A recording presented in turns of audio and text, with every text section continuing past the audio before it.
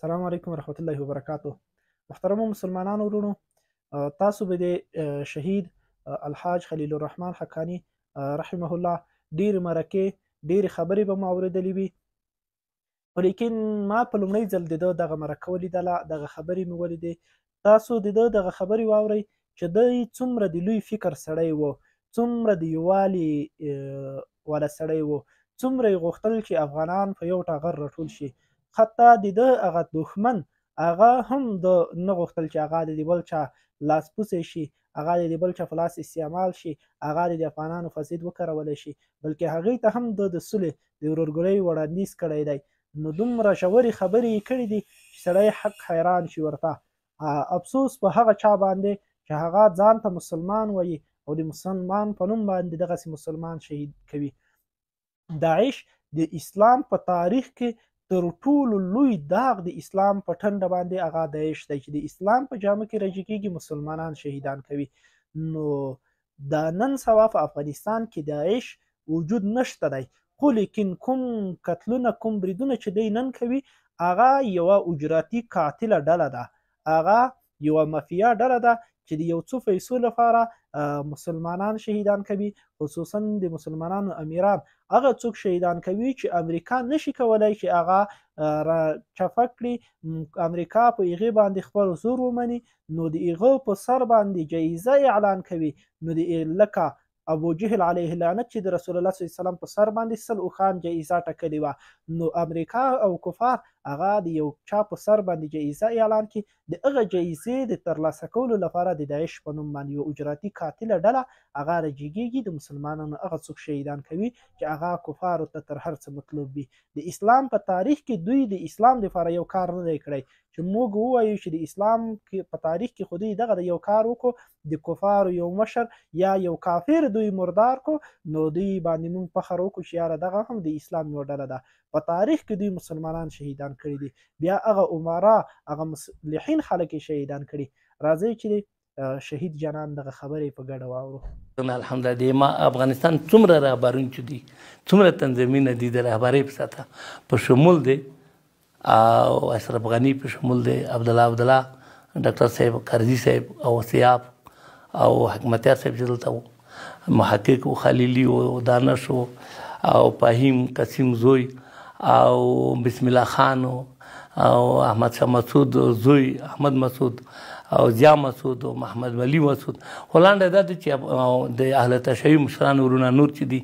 هېڅوک داسې په افغانستان کې د رهبرۍ په سطحه نشته چې ما ورسره بتا نه کړي. ما امضا خط ورته پرې نه دی د دې دپاره چې په دې حجت تمام شي، سبا دا ونه وایي چې موږ په امارت کې افغانستان کې موږ ته چاره بتا نه کړه، موږ مجبور شو چې موږ مقابله وکړه. د دې غوښتنه څه وه؟ تاسو غوښتنه موږ غوښتنه دا وه چې دوه کاره وکړئ، یا موږ سره بیعت وکړئ یا معیت وکړئ، بس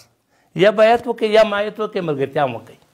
جنګ نه لاس واخلئ. هر هغه څه چې تاسو غواړئ په اسلامي اصولو د امارت په اصولو موږ تاسو ته پوره ډاډ اطمینان او ضمانت درکوي. الحمدلله چا درسره ومنل او چا ستا د غوښتنې مخالفت؟ اکثره منلي. زه بیا وروسته حتی که د عبدالله صاحب مو سره امضا پرته دی، ما سره ډېره همکاري کړې ده مخکې د دې نه چې افغانستان تعریف شي. وایي په سیاسي حال کې په مذاکراتو کې زه کار کوم دلته تګ، حتی که داسې مشران شته چې ما سره په لاس بیعت کړی دی، لکه عطا محمد نور قسم یې څه وکړه، وعده یې څه وکړه چې زه ما ورته چې دوه خبره درته کوم ته یې خوښه کړه. ما ورته چې که افغانستان ته موږ یا په مذاکرات یا په فتح راغلو ته به ما سره څه کوې؟ واخله لاس، ما سره بیعت وکړو، لاس په لاس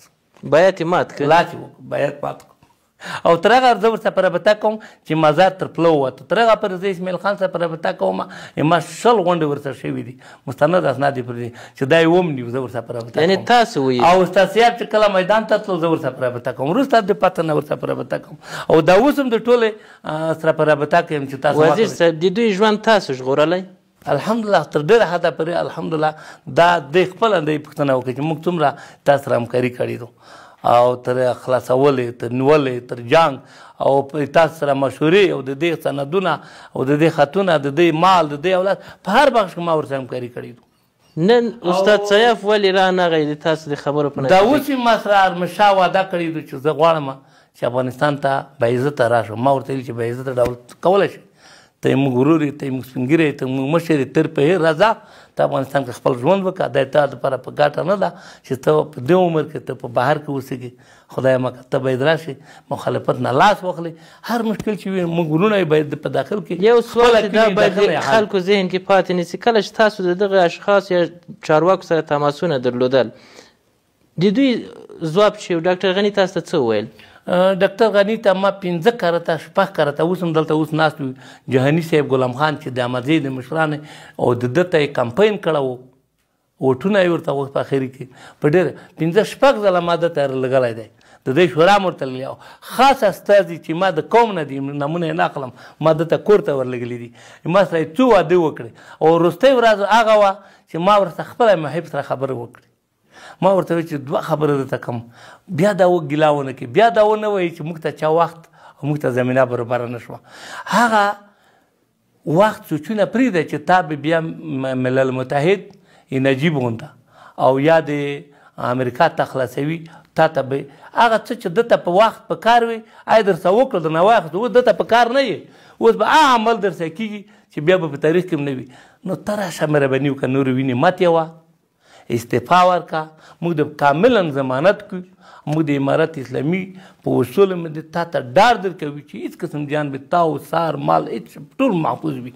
نو ما د خلیلزاد سره هم رابطه کړې وه په دې باره کې باندې چې تاسو کوښښ وکړئ ځواب څه شي و چې کله تاسو دغه شرایط وړاندې کړل ورته ومویل چې دغه لاره لرئ تاسو تیر چارواکو خصوصا ډاکټر غني تاسو ته څه ویل بیا محب وویل چې ما ته 2 ساعته وخت راکړه 2 ساعته کم زیات تقریبا څومره یې وکړو او سب چې ما سره شته ملګری هم دلته موجود دی نو وایي ما ته لږ وخت راکړه